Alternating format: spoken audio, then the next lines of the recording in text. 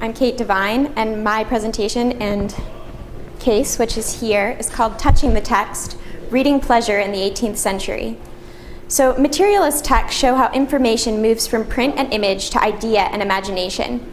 In putting together my case, I sought to answer the question, how can we reimagine the personal and philosophical relationship between the reader's body and the body of the text?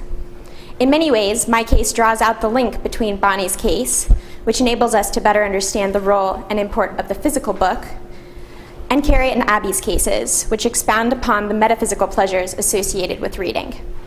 In asking ourselves exactly what happens when the reader comes into contact with the text, we're able to flesh out the bigger picture of what it meant to interact with a book in the 18th century.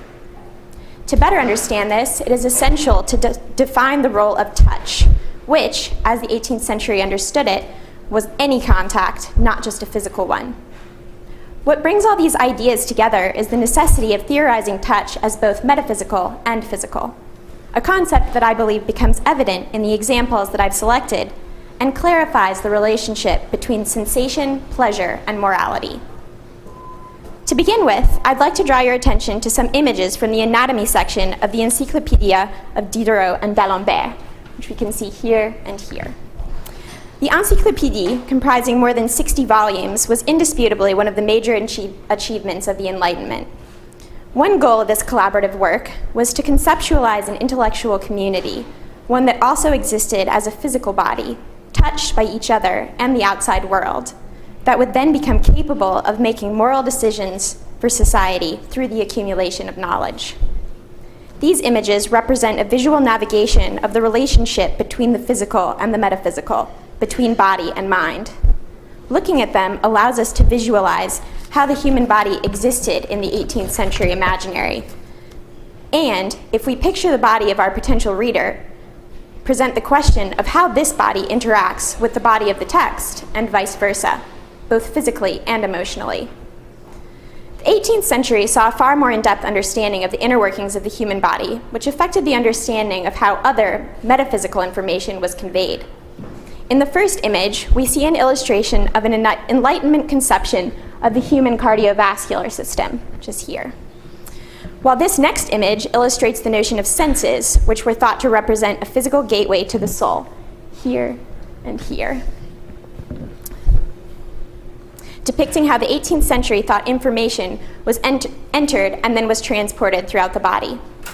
For materialist philosophers at the time, everything existed as a continuum, starting with physical and moral, with no differentiation between them. Everything could be understood as energy flowing through the world. If we consider that the human body as well exists simultaneously on two planes at once, a mental one and a physical one, questions are raised as to how these can exist separately, and in what realms we see them begin to overlap. Certainly, this anatomical diagram of a human heart contrasts with the idea of the heart that we find in literature. What then is the relationship between the physical heart and the metaphysical heart? How does the notion of the physical heart act upon the idea of the romantic heart, and vice versa? In this way, literature can function as our epistemological lens. Within the text I've selected, you will notice a distinct movement from the eroticization of high intellectual ideas towards a more lighthearted and irreverent sense of human existence. This is, in many ways, indicative of a tension between the imaginary and reality, an ideal we will return to at the end of the presentation. In the first text, De la morale naturelle, we see the demonstration of one form of interaction between the mind, the world, and the way humans perceive of and interact with their physical environment. All of these things that I'll be mentioning can be found in the interactive, by the way. The author begins with an advertisement, warning the reader that this text will neither offer much amusement nor pique much interest. His goal is not to, quote, seduce, merely to, quote, write in good faith. This is a term which at the time would have evoked a sense of honesty, or balance between the outside and the inside, between the moral and the physical. In the section entitled Morale des sensations, the author discusses the role of sensations and their relationship to morality, delving into how morality and sensation interact with one another, specifically with regards to pleasure. He tells us that, quote, the first moral principle is to very carefully avoid the dangers of habit, no matter how distracting the charm of any present sensation, you can destroy it with the memory of multiple past sensations, end quote. He explains that we should rely on the memories of older physical sensations in order to combat the new, potentially dangerous ones. Sorry.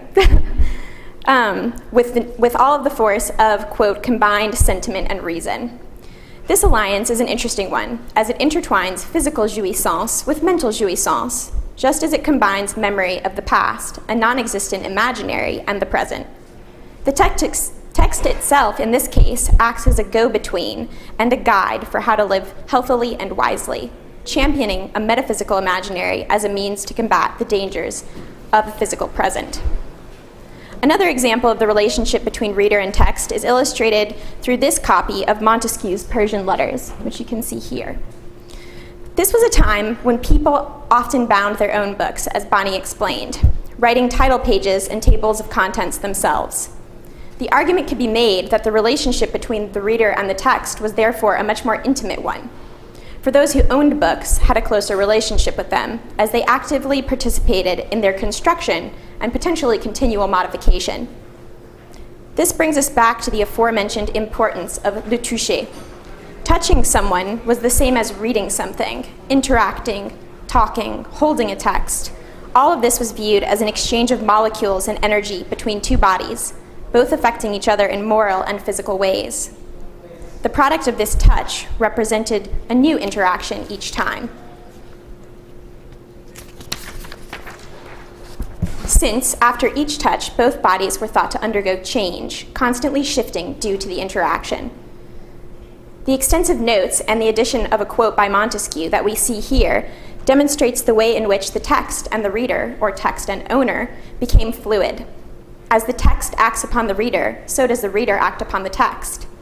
The material act of writing is, of course, both physical and metaphysical. As ideas pass from mind to page, the reader inscribes himself quite literally upon the text. Yet, the text acted to inspire this inscription from the reader. Both bodies are therefore changed. We begin now to see how through touch, the physical and the metaphysical start to blur. Delving into this book allows us to dive even further into the slippage from metaphysical to physical and vice versa. In letter 137, one of the main characters, Rika, writes to a Jewish doctor describing a scenario where a man suffering from acute insomnia is prescribed reading, in this case, dense theology, as a cure. Rika explains that by page 2, the book has had its effect. Not only the insomniac himself, but the entire family has been, quote, transported by joy into a state of sleep, indicating the book as the catalyst. We see, therefore, how a book was thought to hold potential for physical effect. The body of the text transcendentally enters the bodies of the readers and acts upon them. The metaphysical ideas transition into the realm of the physical. The material inscription of the text on the body of the reader offers a whole new realm of potential with regards to our sense of the possibilities presented by the contact between the two, an idea we'll explore further in the next few examples. The importance of contact between reader and text is addressed directly in Capuchinade, which is here, where we encounter Frère Piget Descret, certainly a pseudonym, a narrator who announces that his intent is to, quote, titillate the taste of his readers. The verb tâter means to titillate or tickle, but also to touch, recalling the 18th century's belief that the text might literally impress itself upon the reader. Despite the religious background given in the first pages, as the story begins to unfold, it becomes clear that the narrator valorizes the act of lovemaking above philosophical or moral ideals, stating, "I spent 3 months sighing at the feet of my lovable conqueror. By degrees I obtained tiny favors, my love desiring a more solid fuel." He finds higher philosophical love promoted as being noble, laughable, telling us, quote, "I therefore ignored what the philosophers put forth in their writings, that it was necessary to love simply for the pleasure of saying it," end quote. The narrator therefore differentiates between the philosophical, such as we saw addressed in the earlier example of de la morale naturelle, or love for the pleasure of saying it, and the physical, presumably love for the pleasure of doing it.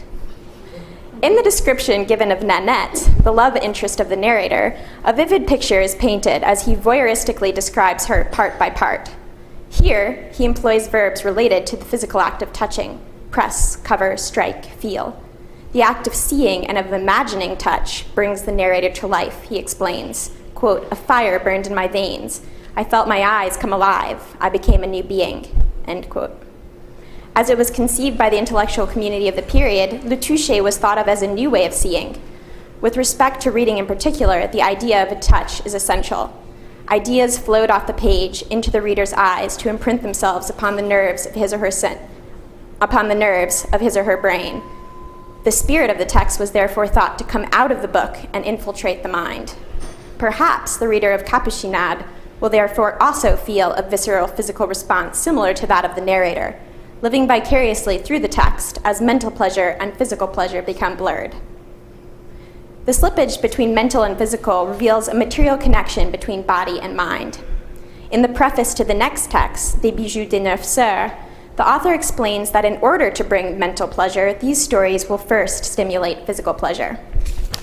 Many of these poems denigrate the moral in order to valorize the physical.